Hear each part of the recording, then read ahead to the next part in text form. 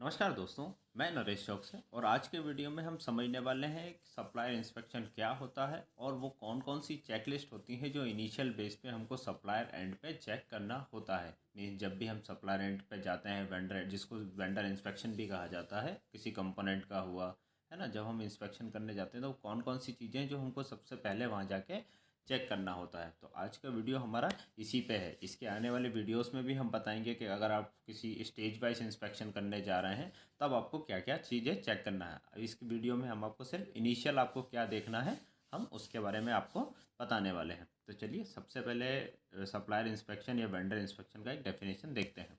A process of verifying that product और equipment, मतलब ये एक प्रोसेस है जो हमने इक्विपमेंट या जो हमने प्रोडक्ट चेक करने का, जो हम उस सप्लायर से परचेस करने वाले हैं, वो हमारे क्वालिटी पैरामीटर्स, क्वालिटी स्टैंडर्ड्स और रेगुलेशंस को कंप्लाई करता है या नहीं कर पा रहा है ना। तो इसी को वेरीफाई करना, इसी को विटनेस करने के लिए ही सप्लायर इंस्पेक्शन का प्रोविज़न रखा जाता है। तो ये तो हुआ सप्लायर इंस्पेक्शन। मीन्स जो हमारा सप्लायर है, जो हमारा वेंडर है, हम उसके पास जा रहे हैं इंस्पेक्शन करने के लिए अपने प्रोडक्ट या अपने इक्विपमेंट का, वो जिस भी स्टेज में हमको ऑफर कर रहा है।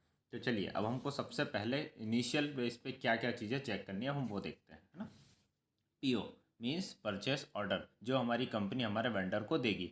अब इसमें आपको क्या क्या देखना है, आपको इसमें रेट देखने से कोई मतलब ही नहीं, क्योंकि हमारा कंसर्न ही नहीं, क्वालिटी वाले का कोई कंसर्न नहीं, रेट कितने में दे रहा है या फ्री ऑफ कॉस्ट दे रहा है, जो भी है वो उनका लुकआउट है, परचेस वाले का और वेंडर का। हमको इसमें क्या देखना है, हमको इसमें देखना रहेगा क्यूएपी नंबर रहेगा, इसमें ड्राइंग नंबर रहेगा, इसमें क्वांटिटी रहेगा, इसमें बॉम्ब वाइज कंपोनेंट का लिस्ट रहेगी कि बॉम्ब नंबर से 1 to 50 या 1 to 20 चाहिए, फिर उसका कुछ स्प्लिट होंगे। फिर इस तरह से हमको पूरा परचेस ऑर्डर स्टार्टिंग से लेके लास्ट तक हमको अच्छी तरह से रिव्यू कर लेना है, पढ़ लेना है, ठीक है। तो इससे हमको काफ़ी सारी डिटेल्स मिलेंगी। इसके बाद आएगा क्यूएपी या आईटीपी। क्यूएपी और आईटीपी दोनों ही चीज़ जो भी हमको रिक्वायर्ड है, जो भी हमारे परचेस ऑर्डर में लिखा है, हमको वो उसका चेक करना है कि भाई इन्होंने जिस स्टेज पे हमको विटनेस किया है उसमें क्या क्या चीज़ें चेक करनी है, कितना एक्सेप्टेबल है, उसमें कौन सा स्पेसिफिकेशन फॉलो किया जा रहा है। तो ये हमको क्यूएपी और या फिर आईटीपी देख लेना है। क्यूएपी मतलब क्वालिटी स्टैंडर्ड प्रोसीजर और आईटीपी मतलब इंस्पेक्शन एंड टेस्ट प्लान। दोनों में से जो भी हमको एप्लीकेबल हो रहा है, जो हमारे परचेस ऑर्डर में लिखा है, वो हमको चेक कर लेना है, ठीक है। और साथ में क्यूएपी या आईटीपी का हमको रिवीजन भी चेक करना है। वो कैसे चेक करेंगे, जो सप्लायर के पास अवेलेबल वो, और जो हम हमारे सिस्टम में जो हमारी कंपनी का एक क्यूएपी आईटीपी होगा उससे हम रिवीजन उसका चेक कर लेंगे, ठीक है। हमको क्यूएपी आईटीपी देखना है। इसके बाद हमको देखना है रिवाइज ड्राइंग। सप्लायर के पास जो ड्राइंग है उसका रिवीजन चेक करना है। और जो हम हमारा सिस्टम रहेगा या हमारा लैपटॉप रहेगा उसमें से हम अपने एक रिवाइज ड्राइंग का रिवीजन का ड्राइंग को चेक करेंगे कि सप्लायर के पास रिवाइज ड्राइंग है या नहीं है, उसने रिवाइज ड्राइंग से ही कंपोनेंट या इक्विपमेंट बनाया है या नहीं बनाया है, इसको चेक करना है। अगर नहीं बनाया है तो फिर उसको ये नोट डाउन करके देना है और रिवीजन चेक करके उसको बताना है, ताकि वो जो भी रिवर्क है वो कर ले, या फिर जो हमारा बायर है उससे, या फिर डिज़ाइन में डेविएशन ले, इस तरह से उससे बात कर लेना है। इसके बाद देखना इंस्पेक्शन स्टेज, किस स्टेज पे हमारे सप्लायर ने हमको इंस्पेक्शन ऑफ़र किया है। हो सकता है उसने डायमेंशन पे ऑफ़र किया है तो हमको वो चीज़ें चेक करनी है, ठीक है। उसके बाद हो सकता है कि उसने पेंट पे ऑफ़र किया है तो हमको आईटीपी क्यूएपी में पेंट की स्टेज देखनी, कौन कौन सा पेंट मांगा है, स्पेसिफिकेशन क्या है, डीएफटी क्या है।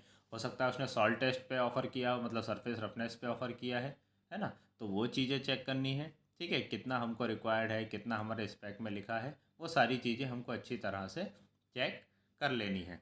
इसके बाद हमारा आता है नेक्स्ट इंटरनल इंस्पेक्शन रिपोर्ट, मतलब सप्लायर ने खुद पहले से रिव्यू किया भी है या नहीं किया, हमको ये भी चीज़ें देखनी है, ठीक है। जैसे कि उसने डायमेंशन पे ऑफ़र किया है, ठीक है, तो डायमेंशन हमको देखना है कि भाई उन्होंने पहले चेक किया है नहीं किया, फिर डायरेक्टली हमको ही बुला लिया है, ठीक है। हो सकता है कि उसने लीकेज टेस्ट पे चेक किया, ऑफ़र किया, तो पहले हमको ये देखना है कि उन्होंने खुद ने लीकेज टेस्ट फिटनेस किया है, मतलब चेक किया है या नहीं किया है, फिर डायरेक्ट ऑफ़र कर दिया और फिर हम जाके वहाँ पे रिवर्क दें और फिर वो हमारा प्रोसीजर लंबा बढ़ जाए, हमारा टाइम वेस्ट हो, ठीक है। ये चीज़ें चेक कर लेने इंटरनल इंस्पेक्शन रिपोर्ट। कुछ चीज़ें ऐसी होती हैं जो डायरेक्ट फर्स्ट टाइम हो रही हैं और वो हमको विटनेस करनी है।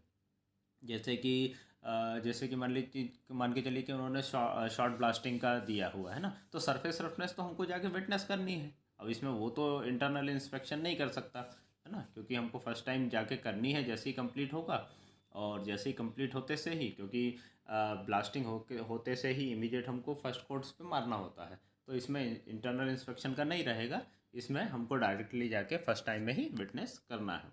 ठीक है, इसके बाद आता है देन गो फॉर इंस्पेक्शन। इतने डॉक्यूमेंट्स देखने के बाद हमको जिस भी स्टेज में उन्होंने ऑफ़र किया है उस स्टेज में जाके इंस्पेक्शन करना है। इनके आगे वाले वीडियोस में मैं आपको ये चीज़ भी बताऊंगा कि जब हम इंस्पेक्शन की किस स्टेज पे जा रहे हैं तो आपको क्या क्या चीज़ें अच्छी तरह से रिव्यू कर लेनी है, देख लेनी है। तो चलिए फ्रेंड्स, इसी के साथ आज के वीडियो को ख़त्म करते हैं। मुझे उम्मीद है जब भी आप अपने वेंडर या सप्लायर के इंस्पेक्शन के लिए जाएंगे तो ये वीडियो ज़रूर देख के जाएंगे, अपनी चेकलिस्ट रेडी करके जाएंगे। आपको कोई भी कमेंट हो तो हमें कमेंट बॉक्स में ज़रूर बताएं। Thank you friends, thanks for watching.